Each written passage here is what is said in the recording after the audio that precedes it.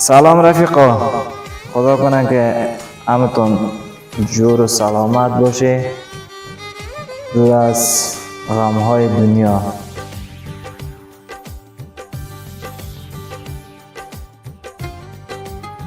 امروز آمدیم که برنامه چهارمغزچینی را بگیریم.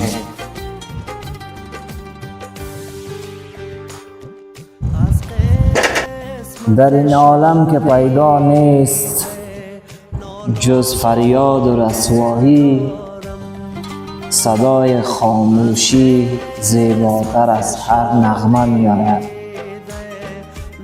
دوستای عزیز، درد و غم و رنج زندگی خیلی زیاد است. آدم هر چی که تشویش کنه و هر چی که غم بخوره، غم‌ها و تشویش‌ها و رنج‌ها خلاصی نداره.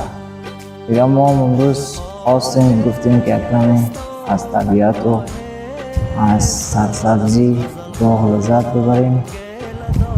به یاد رفیقا و به یاد دوستای ما خواستیم یک ویدیو بگیرم. بچه کاکا یادت بخیر دیگه. ما امروز فصل چهارمغز ماست.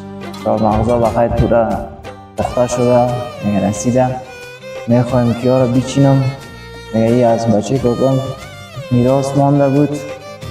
دیگه اصلا چهارمغزها خب مربوط به باغ ما را نیست، خب باغ همسایه است. خب کلا یا چهارمغزها آمده دیگه به سمت باغ ما، یعنی شاخهای که طرف آمده. فکر کنم که از لحاظ شرعی و دینی هم کدام مشکل نخواد داشته باشه. اگر مشکل داشته باشه، از ما بسیاری دوستا و رفیقای ما استادای اهل دل هستن، اوها باز میفهمن که گناه داره یا نه. باز در کامنت ها بنویسید.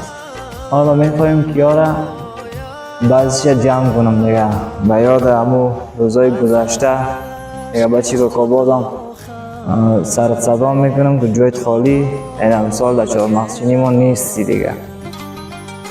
ما مجبور که برایم دیگه ببینیم که ما از دیوار روسونه دیگه نمیشینیم دیگه. همی که سمت خود محمد دیگه یا دیگه مجبور بشینیم دیگه، نچینیم